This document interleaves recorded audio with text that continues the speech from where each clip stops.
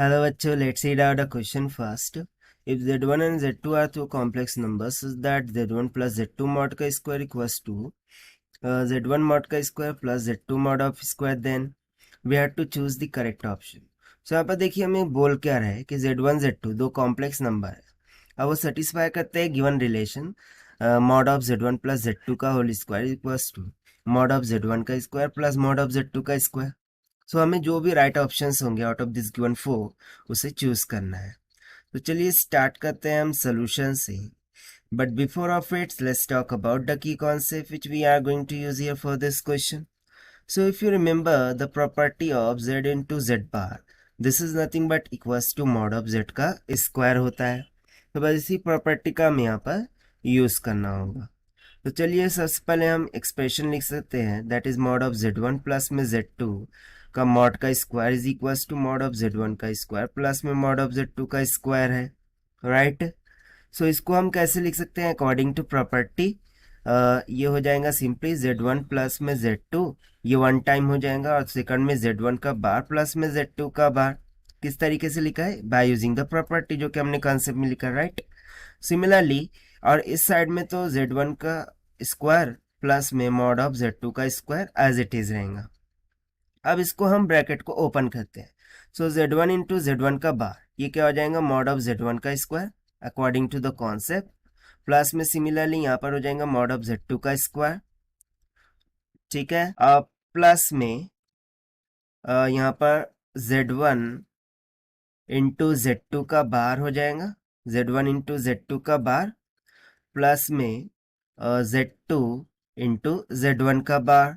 This will be equals to mod of z1 का square plus में mod of z2 का square. So on either side mod of z1 का square mod of z2 का square क्या हो गया, cancel out हो गया. सो हमें सिंपली क्या रिलेशन मिल गया कि z1 z2 का बार प्लस में z2 z1 का बार, this value should be equals to what, that is 0. So इसके अकॉर्डिंग ऑप्शन सी तो यहाँ से हो गया करेक्ट.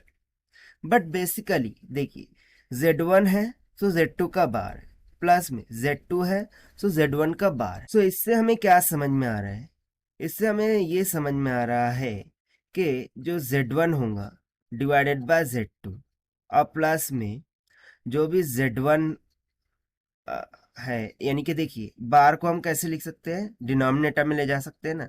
सो ये सिंपली हो जाएगा z1 बाय z2, और यहाँ पर क्या हो जाएगा z2, और z1 का बार डिनोमिनेटर में जाकर z1 हो जाएगा. This should be equals to क्या हो जाएगा, 0 के equal. So this implies that कि जो z1 बाय z2 है ये यहाँ से सिंपली क्या होगा, एक प्योरली इमेजिनरी होगा. ये क्या हो जाएगा, एक प्योरली इमेजिनरी होगा. एंड आल्सो जो argument of z1 by z2 है, यदि ये प्योरली इमेजिनरी है, सो इस argument of z1 by z2 ये पाई बाय 2 के इक्वल होगा. क्यों, क्योंकि आयोटा इज इक्वल्स टू क्या होता है, e raise to iota of pi by 2 की इक्वल. ठीक है, यहाँ से ये बात भी क्लियर हो गई. तो देखिए यहाँ से सिंपली देखिए z1 एंड z2 इनका रेशियो और इनका argument equals to pi by 2 की इक्वल आ रहा है. सो इससे हमें क्या समझ में आता है कि यदि मैं मान लो कि एक लाइन है और उसके ये पॉइंट्स है z1 एंड z2 जो कि बेसिकली कॉम्प्लेक्स नंबर है, और जिसमें जो iota equals to e raise to i of pi by 2 आ रहा है. सो इसका मीनिंग ये है कि z1 पर, ठीक है, z1 से मैं यदि एक लाइन ड्रॉ करूँ और यहाँ पर एक थर्ड पॉइंट ले लूँ z3, सो ये z1 से कितने एंगल पर होगा, पाई बाय 2 के एंगल पर होगा. और यदि मैं इन तीनों पॉइंट को मिला दूं और मान लूँ कि z3 इज इक्वल्स टू क्या है, एक पॉइंट O है. सो ये z1 z2 और O तीनों मिल करके क्या ड्रॉ कर रहे हैं, एक राइट एंगल ट्रायंगल ड्रॉ कर रहे हैं. सो यहाँ से हम सिंपली बोल सकते हैं कि O z1 comma z2 are vertices of right angle triangle, right angle triangle. ठीक है, तो देखिए ये भी एक आंसर हो जाएगा हमारा इस क्वेश्चन के लिए, क्योंकि बेसिकली जो गिवन क्वेश्चन था वो एक मल्टीपल चॉइस क्वेश्चन था. ठीक है ना? So this is the required solution which we have solved by using the property of z into z bar equals to mod of z का square. Now let us take the option. So यहाँ से option A z1 z2 का bar is purely imaginary. Option B, option C, option D.